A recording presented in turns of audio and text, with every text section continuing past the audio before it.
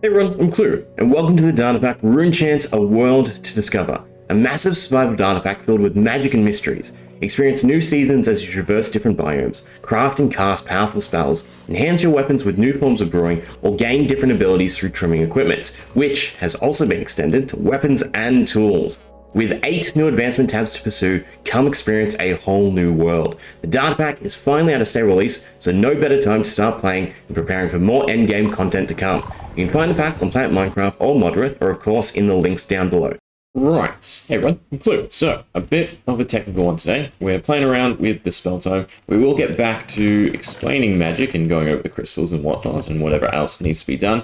But there are a few tweaks and balances we wanna make. The first one you might notice is the spell older looks a little bit different. So basically I have sunken the end crystal in it to turn it into more of like a crucible. So now when you actually try to craft and toss items in, they're going to stick in the middle rather than float around the outsides, which is generally a lot better, and I think is something we will tinker with going forward, right? Basically making a little box, that way items are a bit more stable. I do want to look at all the multi-block structures and maybe reconfigure them. So for instance, like this amethyst on the crying obsidian, more than happy to just put it on the bottom, right? And that way you can throw the experience orb straight on it to grow it. You still need both blocks, but it's definitely more convenient, especially in survival, than trying to build, a floating multi-block structure. And then even stuff like the crucible could probably be a bit lower.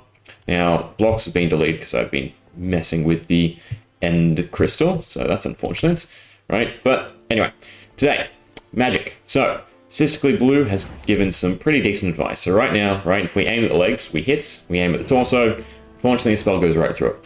The system I'm using is basically, you have an invisible armor stand, that's the spell, and then around it, in all cardinal directions, a marker spawns, and that marker stays in its position, essentially creates a volume of space that follows the trajectory of the spell, and acts as hit detection. Now, the big thing that I'm doing wrong is I'm using distance as the argument, right? So if you execute as anything, you can set distance. And what distance does is it forms a sphere, a bubble. Whereas what I should be doing, and Statistically Blue has pointed out, is I should be using the dx, dy, and dz command. Now, because I'm working with so many markers and all these different things, I didn't want to have to define a region of space over and over again. So that's why I thought distance was better. But obviously what these allow you to do is create an actual cubic volume, which is a lot better because it gets rid of dead zones. So, right, if we go ahead and add that in straight away, what we should see is now our spell book should be able to hit at a much higher range, right? So we're able to hit not through the head, but this is where the balancing gets a little bit tricky, right? Because iron golems are a larger mob versus something like a husk. So if I make the detection too big, then it might be a bit funky where you have the spell, being this small little ball, but then hitting in a giant volume around it. But the nice thing now, right, regardless of if we... Oh, that's actually kind of weird. Are we running into lag issues? No, they look fine. I'm curious then... So this is the other conundrum that I run into, right? Certain distances will work a lot better, but we are on a weird range where it's no good, but it's working now. So basically, again, I'm using markers to, again, define space, because when you have motion on an entity, the game doesn't quite like it, right? I don't know how they have built arrows, snowballs, or any of the in-game projectiles, but it is obviously to a much better degree than the hitboxes of other entities. So when I apply motion to an armor stand, it creates dead zones as it moves each tick because of the motion, the power, the acceleration. So for instance, if I cut out the marker generation, I'm just looking through, there we are, function, so I can delete it, right? So if we reload the world, actually I should be able to use this, that should disable and enable the pack. What we should see now is when I cast, a lot more dead spaces, right? So every time you can see the particle, that's where in the tick it's active. Oh god, it reset the advancements. It's fine. Do that quickly. I should just restart advancements, everything, lost sound effects. Leave it be. I don't know what the particle was. That was kind of weird. Do I have a particle effect on me? No. Okay, so yeah, those dead regions is where I'm trying to to create a marker system. So it looks like it skips almost 2 blocks. So by spawning in a marker here and here, then here and here, look at that. It's now a straight line. So for instance, if I add the markers back, again, we just can tell by the particle spaces that it's doing what I want it to do, which is increase the fidelity of the detection. We do have to wait for the pack to load, right? Well, they don't actually look that more constant. You know what? I'm probably not displaying particles on the marker. But the easier way to say is if we, I'm gonna have to reload again. Delete it from the function, reload the pack. Now we try and use the spellbook against the Iron Golem. What we should see is it will work depending on the range, right? But there will be a dead region where it skips past it, perfect, right? But if we sort of tweak it, move forward a little bit, it should get back to the point where it does hit. Maybe, maybe not, right? Because the fire is spawning on the blocks that he doesn't occupy, right? So that's the issue. So I did want to try and cut the markers out, but obviously from this testing, I can't.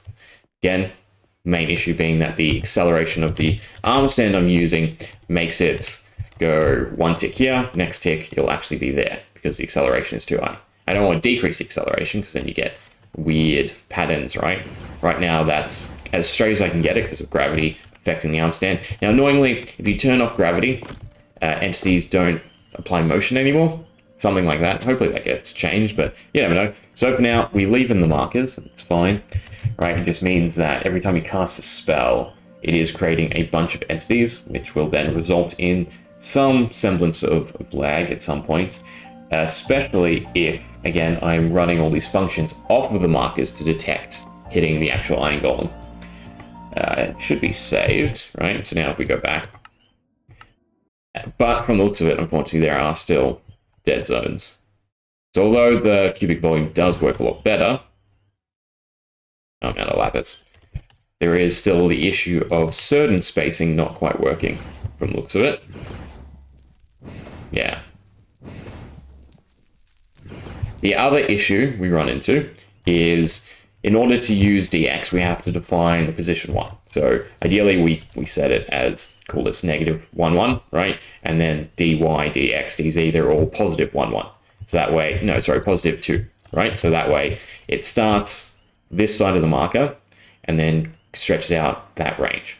Question is balancing that hitbox, especially from all angles, right? So it probably has to be the same size X and Y, X and Z, but Y is where it differs. Because again, Iron Golem, big mob.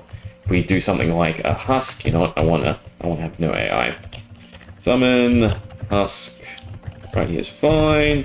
Make sure it has. Is it like that? No AI. Perfect. Right. So if we cast on the Husk, head doesn't work. Chest doesn't work. Feet still work, weirdly.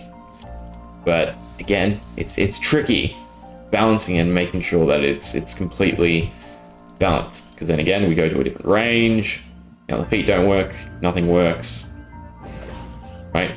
The feet exactly because it's bouncing off the stone, right? It's skipping. So it is a tricky conundrum, and I'm just gonna have to, I guess, tweak the values over and over again until it actually becomes the perfect hitbox.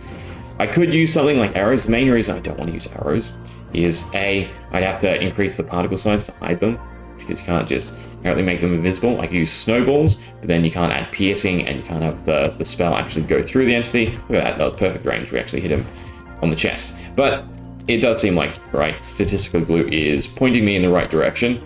I will just have to tweak all the values. Okay.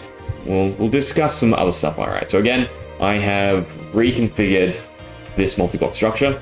I think the particles are still all right. I might have to move the fire and the water particle out one so they actually go around the enchanting tables rather than through them like this. I don't think it's too bad, right? And then even move stuff down. It's maybe a little bit too busy. I did halve the actual particles, so it's less intense than what it was.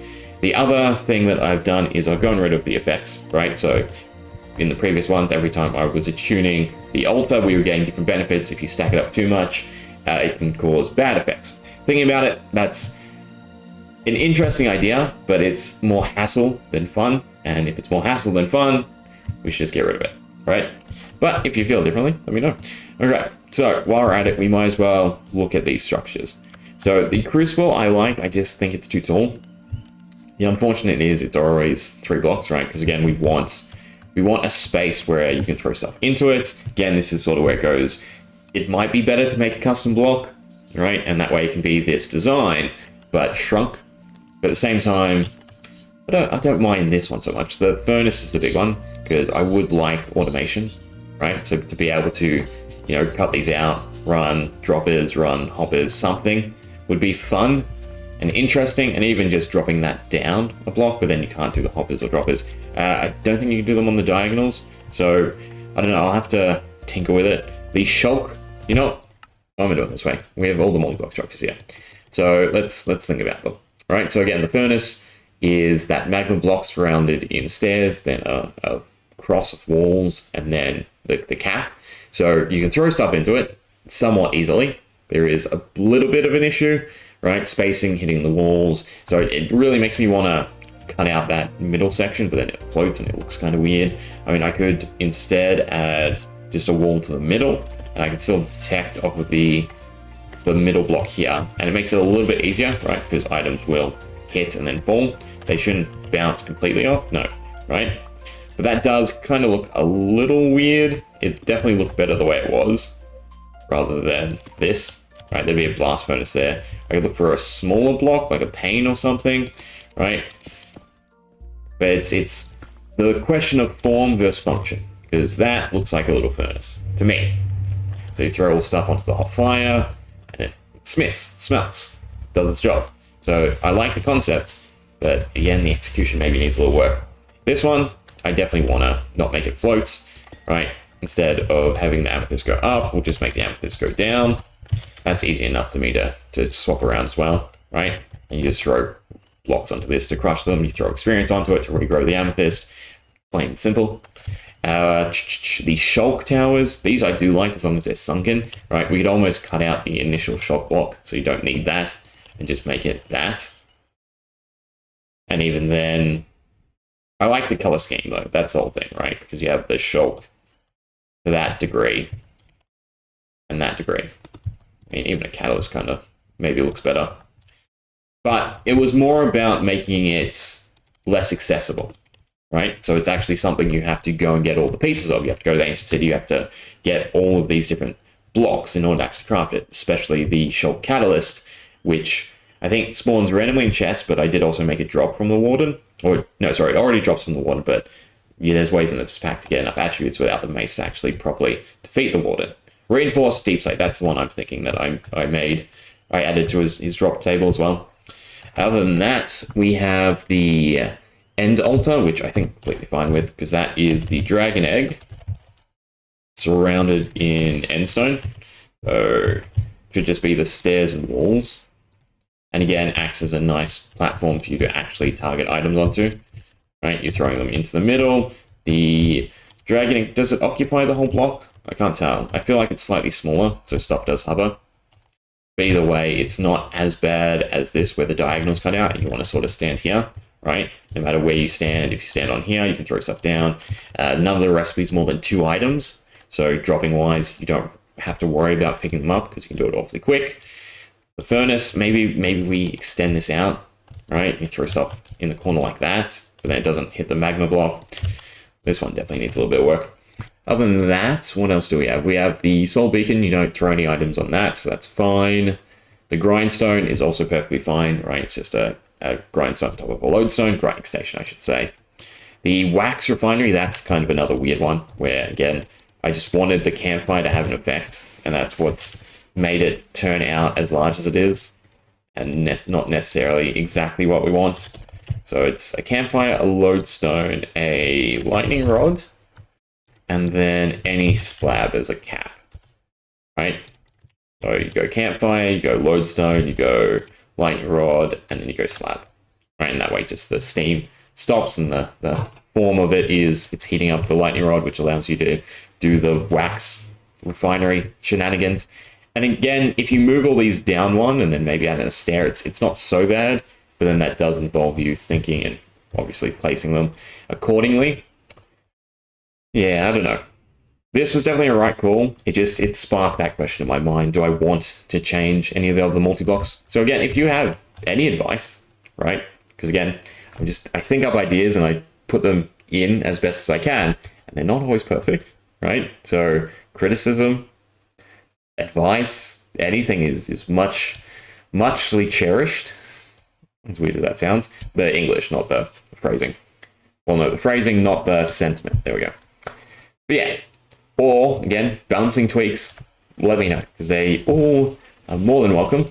The other thing is seasons should be out. The seasonal rework should be out in line with when this video comes out.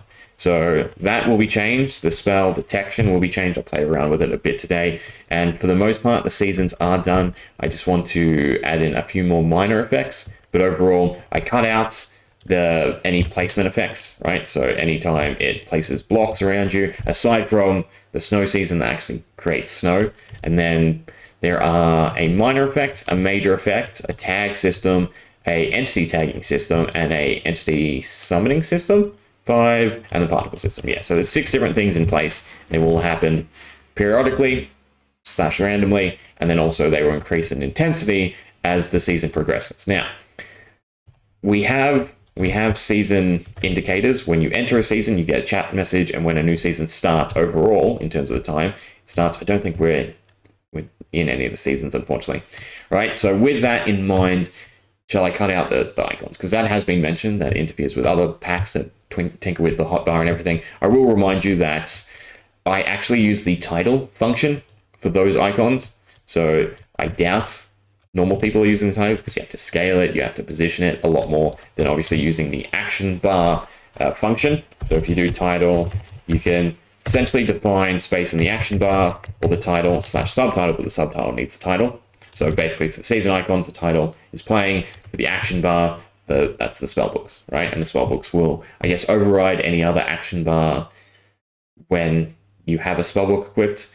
Now, the other suggestion was make them toggleable, which I'm fully on board with, right? You just have a item. I don't know if I'll do, like a big setting item where you can go through different menus and everything and select. I think it'll just be a singular item, right click, it'll tag you.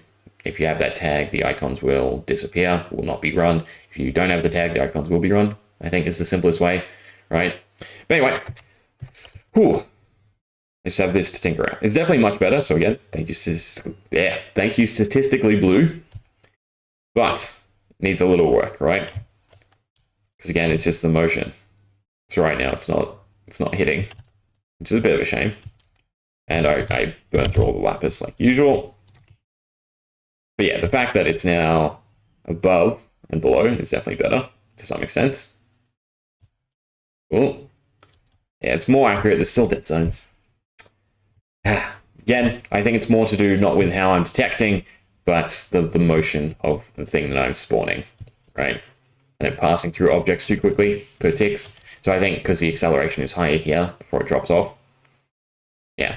Anyway, hope you enjoyed. I suppose I keep thinking, right? I could make it constant by using. No, you can't even use power, because power multiplies, motion decreases as the ticks go on. So there's no way to make it constant unless I'm constantly resetting it. Yeah. I'll think about it. Anyway, hope you enjoy. See ya.